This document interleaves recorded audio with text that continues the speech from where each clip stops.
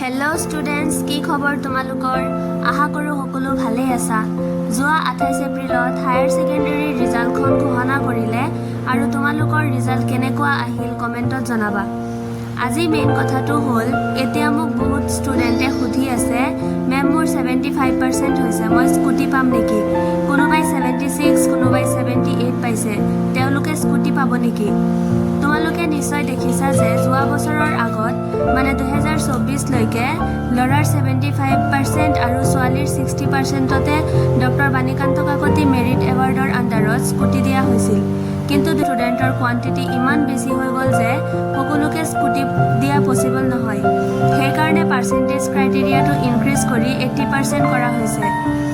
মানে regular check কৰিবা। Fake news আৰু এডিটেড নচিয়েল আপডেট পাম, তোমালোকক লগে লগে জনাই দিম। ভিডিঅ'টো ভাল লাগিলে লাইক, শ্বেয়াৰ আৰু চেনেলটো ছাবস্ক্ৰাইব কৰি দিবা আৰু তোমাৰ পাৰ্চেণ্টেজ কিমান আহিছে কমেণ্টত জনাবা। ধন্যবাদ।